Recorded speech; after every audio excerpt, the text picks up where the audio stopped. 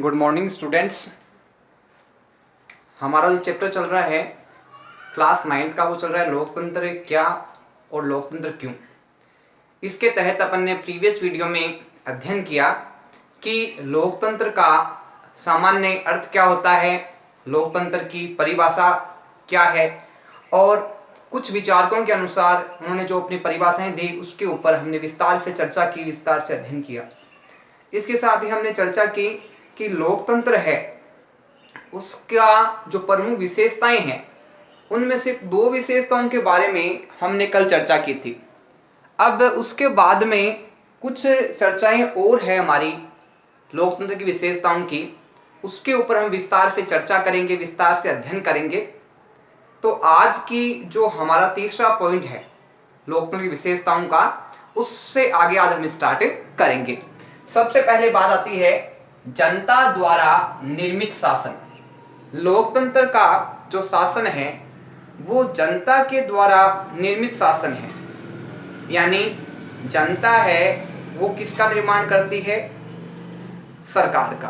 किसका निर्माण करती है, सरकार का। और उसके जो प्रतिनिधि हैं उनका चुनाव करने वाले भी कौन होती है, जनता ही होती है। इसलिए इसको कहा जाता है कि जनता द्वारा निर्मित शासन, यानी जनता ने इस शासन का निर्माण किया है। अब इसके जो प्रमुख बिंदु है इसके अंदर उसके हम चर्चा करते हैं। सरकार का निर्माण जनता के द्वारा। अब बात आती है कि जनता सरकार का निर्माण है वो किस प्रकार से करती है। तो ध्यान रखना, जनता के पास से अपने मतदान की शक्ति होती है और इस मतदान की शक्ति के माध्यम से, इस मतदान की शक्ति के माध्यम से जनता है वो अपने प्रतिनिधि है उनको चुनती है। चुनाव के समय जो उम्मीदवार, जो प्रतिनिधि खड़े होते हैं उनको जनता अपना अमूल्य वोट देती है और जनता के द्वारा जो प्रतिनिधि चुने जाते हैं वो क्या है कि बाद में सरकार का निर्माण करते हैं। तो उनका निर्माण किसके द्वारा हुआ कि पहले जनता ने उनको चुना और चुनने के बाद में उनका निर्माण हुआ। तो सरकार का निर्माण किसके द्वारा हुआ, जनता के द्वारा। बात आती है जनता अपने प्रतिनिधि स्वयं चुनती है।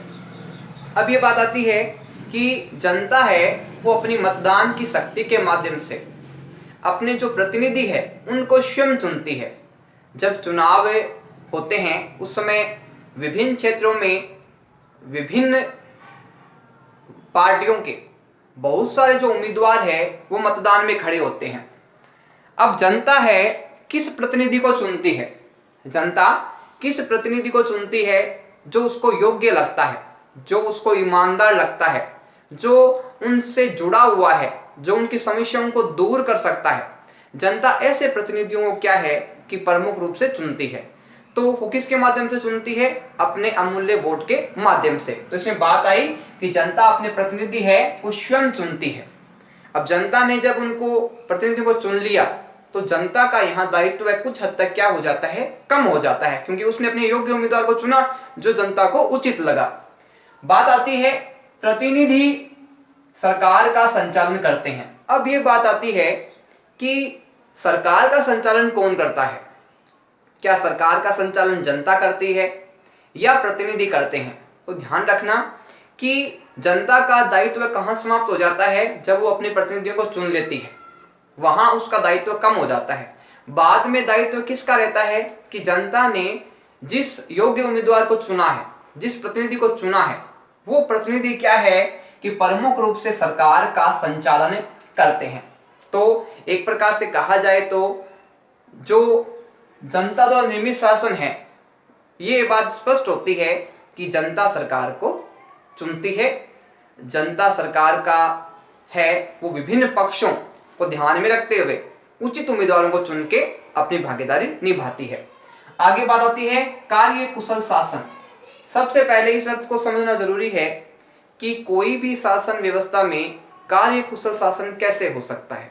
तो ध्यान रखना, जब कोई समूह या दल या कोई सामान्य व्यक्ति जब एक कार्य को बहुत अधिक समय तक करता है या बहुत अधिक सालों तक करता है तो उस कार्य में क्या है, उसको निपुणता प्राप्त हो जाती है, विशेष योग्यता प्राप्त हो जाती है।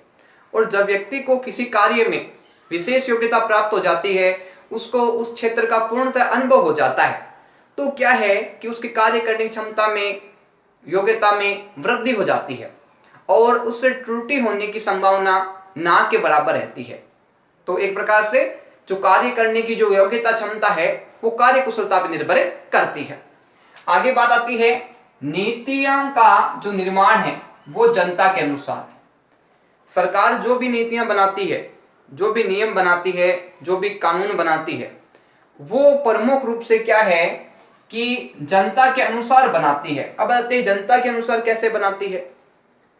जनता से सरकार के द्वारा जो नीतियां बनाई जाती है उस पे विचार जनता से मांगा जाता है कि इस नीति के संबंध में जनता का क्या विचार है, जनता इस नीति के बारे में क्या सोचती है, क्या जानकारी रखती है। तो जब जनता अपना जो ऑडियंस पोल है एक प्रकार से वो जनता सरकार तक पहुंचा देती है और सरकार को जब लगता है कि ये जो नीति बनाई जा रही है जनता के अनुकूल है, जनता के हित में है, तो सरकार के द्वारा उस नीति को लागू कर दिया जाता है। तो इससे भी बात स्पष्ट होती है कि नीतियों का जो निर्माण है वो किसके आधार पे होता है, जनता के अनुसार किया जाता है। आगे बात आती है शासन जनता के प्रति उत्तरदायी। लोकतंत्र एक ऐसी शासन व्यवस्था है जो जनता के प्रति उत्तरदायी होती है, जबकि हम देखते हैं जो तानाशाही है, अधिनायक तंत्र है या राजतंत्र है, ये जो व्यवस्थाएं हैं ये जनता के प्रति उत्तरदायी नहीं होती। सिर्फ एक लोकतंत्र ही एक ऐसी शासन व्यवस्था है जो जनता के प्रति उत्तरदायी होती है, जनता के प्रति जवाबदेह होती है, क्योंकि इसमें जनता है वो हर कार्य में समान रूप से अपनी भागीदारी निभाती है। बात आती है कि शासन के कार्यों में कार्यकुशलता।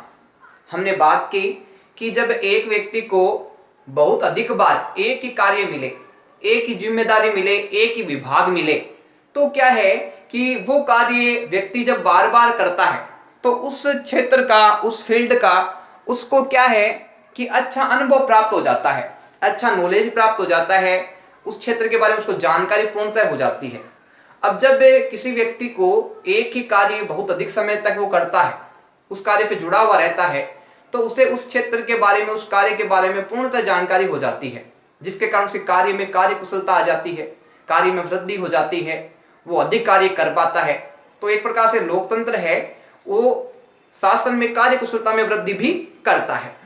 बात आती है नीति लागू करने में जनता का सहयोग।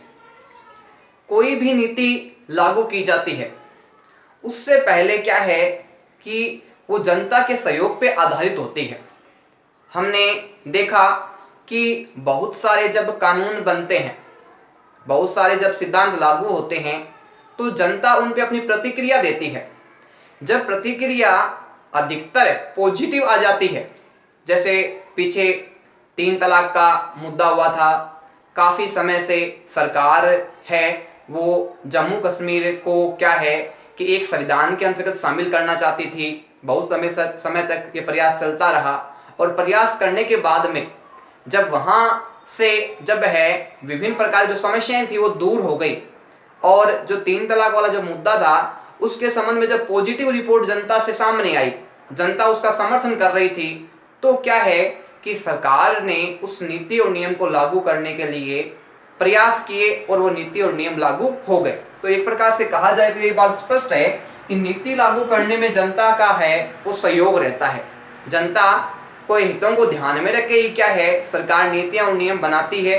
कई बार हो सकता है कि कुछ नियम और कानून अगर जनता के हित से संबंधित नहीं होते तो जनता उनका विरोध करती है, उसके खिलाफ प्रदर्शन करती है और उस चीज़ को वापस संशोधन करने का प्रयास है वो बाद में करना पड़ता है। बात आती है समानता व स्वतंत्रता पर आधारित शासन। लोकतंत्र का जो शासन है वो समानता और स्वतंत्रता पर आधारित है, यानी देश में रहने वाले समस्त नागरिक लोकतंत्र की दृष्टि से समान है और उनके साथ किसी भी प्रकार का जो भेदभाव है, अन्याय है, वो नहीं किया जा सकता। किसी भी आधार पे उनको छोटा बड़ा नहीं समझा जा सकता, किसी भी आधार पे उनके साथ भेदभाव सरकार या जनता के द्वारा नहीं होना चाहिए। इसके लिए क्या है कि सरकार समय समय पे प्रयास करता है और बहुत सारे नियम कानून हैं उनको कठोरता से पालन करवाने के लिए तत्पर भी रहती है। आगे बात आती है व्यक्ति की स्वतंत्रता व समानता को महत्व है।